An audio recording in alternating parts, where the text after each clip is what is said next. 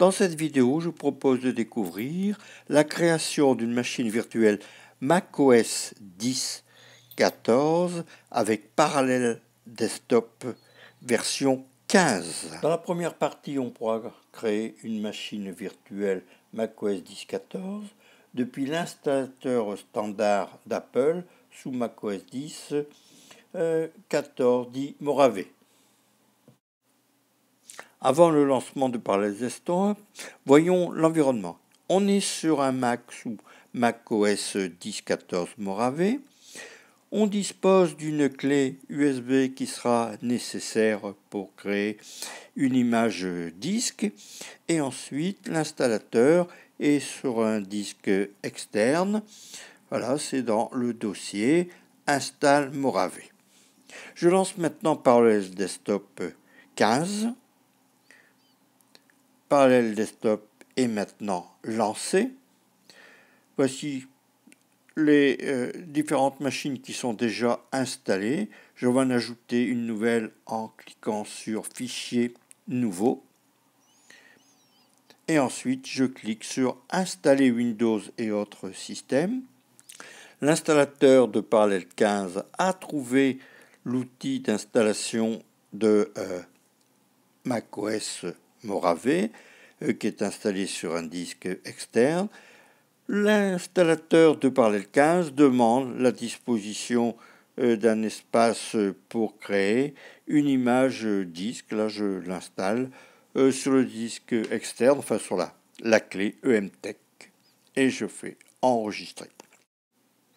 Cette opération est assez longue et quand l'installateur aura terminé la création de l'image disque, il va créer le début de la machine virtuelle. Voilà, elle s'appelle macOS. Je vais lui donner un nom complémentaire. Je vais l'appeler macOS 10.14. Voilà, j'ai rajouté un petit tiret et puis je vais même compléter. Allez, macOS 10.14 FR3. Ensuite, je vais changer le volume pour l'installer. Donc, ce sera sur LC2 para. Et je vais personnaliser l'environnement de cette machine virtuelle. En particulier, je vais aller modifier la taille mémoire et la taille du disque. Là, je vais augmenter un peu la taille mémoire jusqu'à 3700. Et ensuite, je vais modifier le disque qui ici fait 64 gigas. Je vais l'augmenter un peu à 169 gigaoctets. Et je fais Apply. Je me demande si je veux vraiment continuer. Voilà, la taille a été créée à 100, alors je remodifie à 196 gigaoctets. Je refais Apply pour appliquer. Et le disque maintenant a été créé. Il s'agit d'un disque d'une taille maximum de 216 gigaoctets et de taille variable. Là, ici, je vais aller afficher le disque, donc le fichier macOS, qui est un fichier qui s'appelle, qui se termine par .pvm, et on pourra regarder au fur et à mesure de l'installation, de l'évolution de cette taille de disque virtuel. Ça y est, le système ici est lancé. Je vais commencer ici le paramétrage en indiquant la langue. Donc évidemment, dans le cas présent, ce sera français, pas français du Canada, français. Voilà. Et ensuite, je clique sur la flèche. Maintenant, dans l'utilisateur macOS, je vais procéder à l'installation de macOS.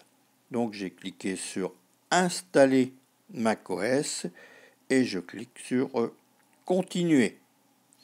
Et voici macOS Mojave qui s'affiche, c'est-à-dire l'installateur qui est sur un disque externe. Bon, j'ai lu les conditions, je continue comme d'habitude, et ensuite je vais aller sélectionner le disque d'installation. Donc là, c'est le disque qui a été créé par Parallel Desktop, donc il s'appelle tout simplement Macintosh HD, et je clique sur OK. Alors, une erreur interne s'est produite. Qu'est-ce qui s'est passé? Alors, ce qu'il faut savoir, c'est que macOS 10.14 et macOS 10.15 nécessitent un disque dur APFS. Donc là, je vais aller dans l'outil disque, installation, l'utilitaire de disque, et je vais formater mon disque virtuel Macintosh HD en APFS. Voilà. Je clique sur APFS et ensuite effacer. Là, on peut suivre l'installation, enfin l'effacement du disque. Ça prend peu de temps. Et voilà, mon disque Macintosh HD a été effacé et formaté, donc, sous le système APFS. Je donc retourne dans l'utilitaire macOS et je recommence l'installation macOS Mojave. Donc je clique ensuite ici donc sur accepter. Bien sûr, on accepte toujours les conditions, sinon ça s'arrête. Ensuite, je choisis le disque Macintosh HD, donc qui est toujours mon disque virtuel, et l'installation de macOS Mojave commence.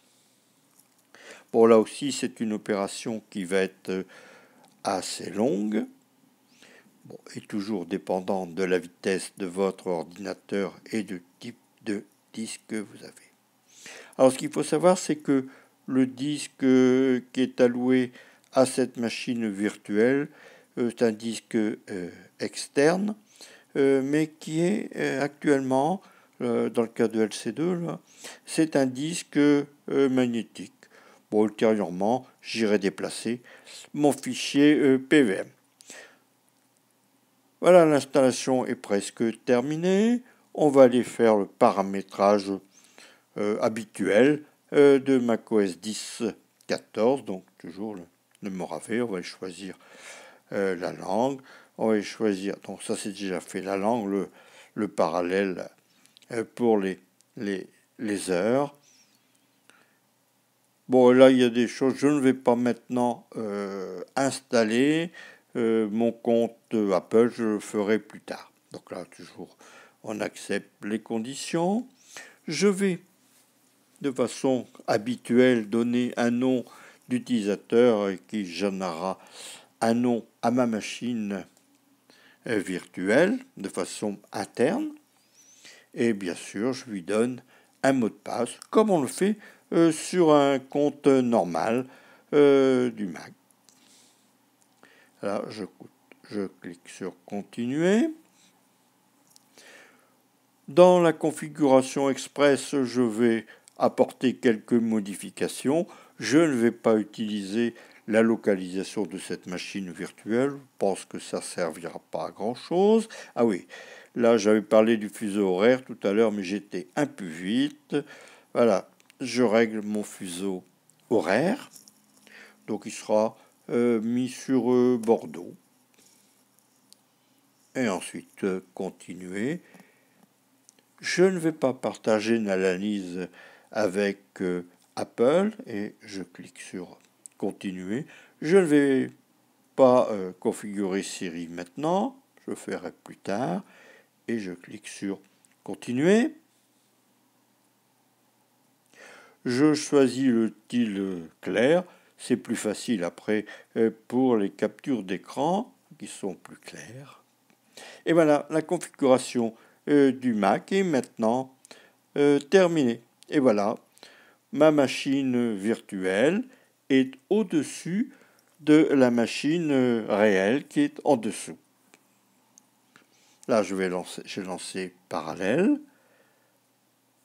Et là, je vais procéder à l'installation des outils parallèles, les parallèles tools. Donc là, les outils sont maintenant sur le bureau. Je vais cliquer sur la petite boîte et je clique sur installer. Et donc, les outils Parallel Tools vont s'installer pour cette machine virtuelle. Je donne maintenant l'autorisation d'aller modifier le disque système et l'installateur continue d'installer les outils de parallèle. Et quand c'est terminé, je fais redémarrer la machine virtuelle. Le redémarrage est en cours et bientôt nous aurons deux machines, une machine réelle et une machine virtuelle sur le même système, mais ça peut être bien sûr des systèmes différents. Un peu plus tard, je pourrai continuer la configuration de cette machine en restaurant soit le contenu d'une sauvegarde Time Machine, soit d'un contenu d'un disque externe qui contient un système et des applications. La machine virtuelle sous macOS 10.14 a été créée sous le système d'un ordinateur Macintosh qui était sous macOS 10.14. Maintenant, je vais procéder à la restauration d'un système externe qui contient des applications et des fichiers sous macOS 10.14 Mojave. Ici, ma machine est sous macOS 10.15 Catalina et je vais maintenant aller restaurer le contenu d'un disque externe qui contient un système macOS 10.14 ainsi que des applications et le contenu. Je vais donc le restaurer à la machine virtuelle que je viens de créer. Je vais passer par l'assistant migration. Donc je clique sur l'outil maintenant assistant migration. Je clique ensuite sur continuer. Ensuite, j'irai brancher mon disque externe qui contient le système à restaurer et j'effectuerai la migration avec l'assistant. En attendant, je vais me déconnecter pour aller rechercher mon disque externe.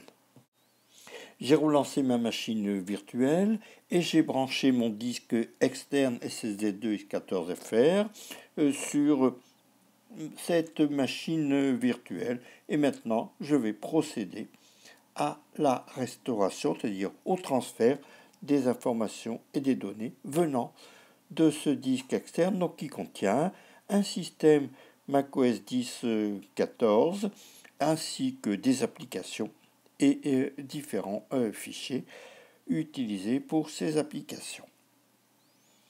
Je vais donc procéder maintenant à l'enregistrement d'un mot de passe pour l'utilisateur Yves Cornil et je vais donc appliquer. Et maintenant, le transfert des informations se déroule. On transférera les applications et ensuite le contenu.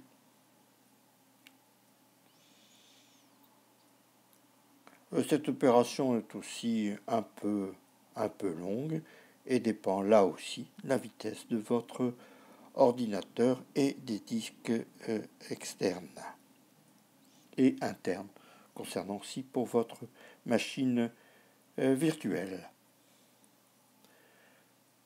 Voilà, il s'agit des copies ici des réglages système.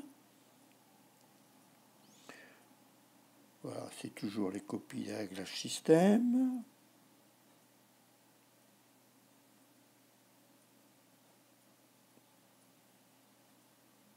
Et voilà, la migration est maintenant terminée.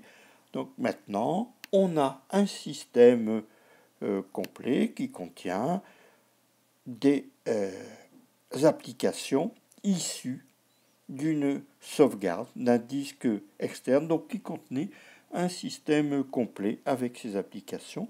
Là, si je vais lancer ma machine virtuelle. Voilà, je lance un petit essai et ensuite terminé.